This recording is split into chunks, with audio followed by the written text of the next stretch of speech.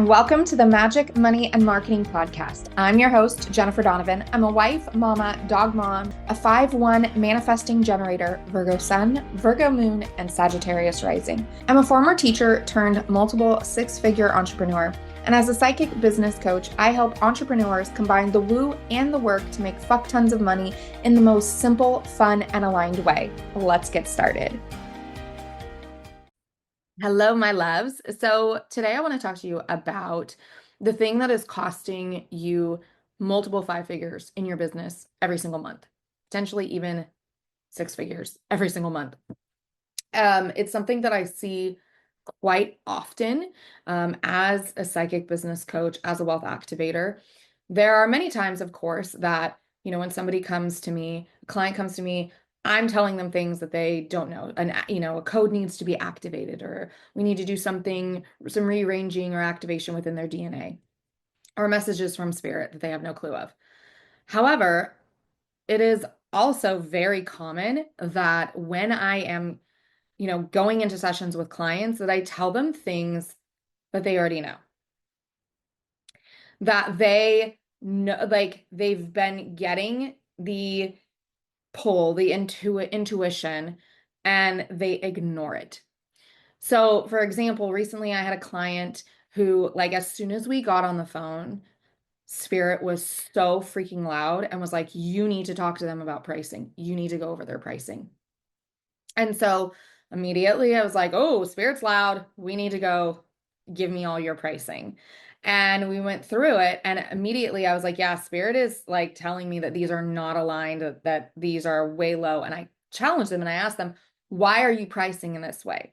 And this is something that I see so often, is that, whether it be raising your prices or letting go of an offer or changing an offer, or releasing a team member, right? Or even hiring a team member, that people will get the intuition, the hit, the inkling, sometimes it'll come in through the body, sometimes it'll come in through just feelings of misalignment. For a while, whenever I was out of misalignment, a couple of years ago, whenever I was out of misalignment, I would have an income dip. And that is how spirit would show me that I had a misalignment and I wasn't like listening to the intuition. And finally I was like, I'm getting tired of this. Like, you need to show me in a different way, not just in an income dip. But the problem was, they had been showing me the misalignments in my body. They had been showing me the misalignments just in my thoughts and feelings and thinkings. I'd, hear the whispers. I would get the idea or the download. And then if I allowed my human and my fears to override the intuitive hits every single time, like, income would dip, to be like, oh, you're not listening. So I know this happens, even for me in the past. And then I see it in clients all the freaking time, where they will not do the thing that a spirit is telling them that they need to do, that their higher selves, the universe, whatever, however you want to name it. But when you don't listen to your intuition, it is costing you multiple five figures to six figures every single month. I see it with people, like, they'll get the intuitive hit to raise their prices, but they won't because they're afraid of, leaving people behind, or they feel like they need to be relatable, or they feel like, who am I to charge that much?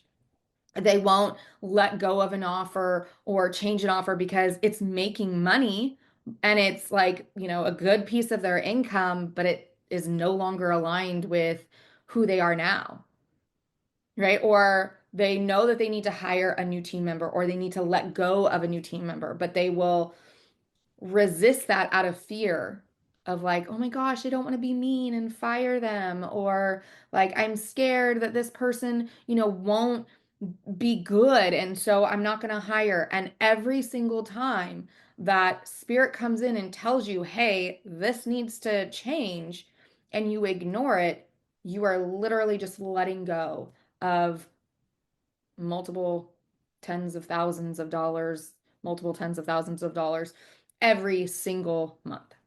Okay. Now, One of the things, like I've had clients who they're like, yeah, but I don't really know, is this actually intuition? So one of the things, the spirit typically does not speak very loud, right? So if you are somebody who is constantly on the go, constantly moving, always, feeling your silence with noise, you're always on your phone, you're in TikTok, you're on Facebook, you're always moving, you've got kids, you've got a partner, you're like always have something going on and you don't allow the space for the quiet. Like a lot of times with busy entrepreneurs, that will happen. And so spirit will try and come in right as they're falling asleep because that's when they're finally quiet, or will come in through their dreams. And people will just dismiss it as like, oh, that was just, a fluke idea, or they will kind of just like not even remember it. And so you need to give space and time and stillness for spirit to come in where you are allowing quiet, whether that be, just laying in bed, closing your eyes, and just while you're fully awake, and just let yourself be in stillness. I find if you're somebody who does a lot of guided meditations, sometimes because somebody else is guiding you and moving at a different pace than you move, with your visualizations or how you move within your meditations, that it can actually throw you out and not allow you to be in that stillness. So even just playing music and closing your eyes and just being in the stillness will allow you to hear spirit, especially if you're more of a clairaudient or a clairvoyant person. Um, it'll also come through in your body. So if you are feeling the pull, like, and now you can feel this different where you have like a desire, or when you go into something like, say, it's an offer that's no longer aligned and you need to let go of it, you'll feel a constriction. So if you're feeling a pull or you're feeling a constriction, those are all messages from spirit and you need to listen to them. Okay. I will also see this in, you'll get the idea, and if you don't, like, you'll see it happen in other places. You'll see other people doing it, and you'll have an emotional reaction to it. It will be sometimes, like a resentment or a jealousy or a like, gosh, I should have done that, or I wish I could do that. Those are all signs as well. If you are noticing patterns within your money situations, within your business, a pattern of, maybe a lull in clients, or a pattern in, the money dips. If there's any type of pattern in your life, you need to pay attention to that, right? It's not, sometimes it can come in like numbers or things like that. But what I find is for a lot of people, there will be a pattern and they just are not listening to it. They're not paying attention to it. So even if you give yourself space, every week to look at, like, what are the patterns that I'm noticing in my life? What are the patterns that I'm noticing in my business? Because those are all signs, right?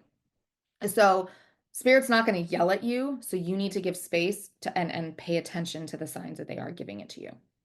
And oftentimes, even if we hear it and we know it, we don't listen to it because our human gets involved, our fears get involved. And you'll really know the difference between fear and intuition, because fear, is more constricting. It will feel like anxiety. You'll feel it more in your chest. Where intuition, you'll feel more in your gut. Where your intuition, it'll feel much more lighter. It'll feel more expansive. It'll feel like, ah, yes. And you need to listen to that, right? Like I will see this where people will get the intuitive nudge to raise their price. And then it's like, oh my gosh, but will anyone ever pay that? If you have those thoughts, or like, I want to raise my price, but what if nobody pays for that? Or nobody, if people judge me. As soon as you notice you get the idea and you notice you go into constriction, that is telling you your human is stepping in, your ego is stepping in, and you need to either work through those depending on like what it is. Like sometimes it can be a really quick reframe, right? Like one of the common ones that I see is, okay, I want to raise my price, but I don't want to leave people behind. Are you actually leaving people behind? Or are you lighting the path for them? Are you opening the road and seeing what's possible for them and allowing them to walk up with you, right? Sometimes we will have a lot of other people's beliefs or limiting beliefs, especially that will infiltrate us. And so it'll be like, oh, I can't do this because, right? I can't raise my price because this. I have to let people know I'm going to raise my price because what if they want to buy, right? All of that is lack, scarcity, ego, and it's not actually your highest self telling you what you should do, right? If you were to come to me and say, like, I am not raising my price because my price actually feels so good in my body.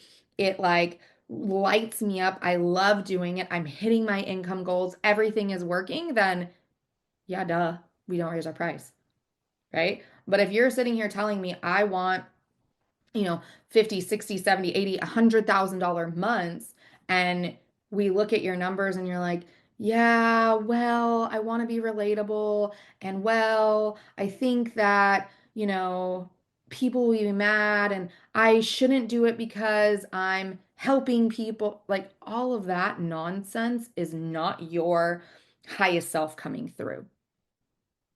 It's all other people's limiting beliefs that you have subscribed to. So, your homework for this next week and forever and ever is to give space to your intuition, listen to your intuition, and then move on your intuition. Take the action, make the moves, do the damn thing, raise your prices, let go of an offer, change an offer. If you get the intuitive hit to lower your prices, lower your prices. Like whatever that intuitive hit is, do it. Hire the team member, let go of the team member, pivot your business, whatever your intuition is telling you, act on it. And you will see a massive increase in your income.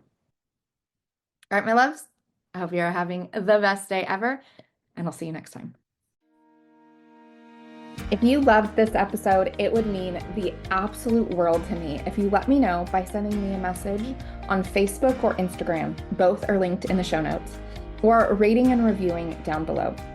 All right, my loves, I hope you have the best day ever, and I'll chat with you on the next episode.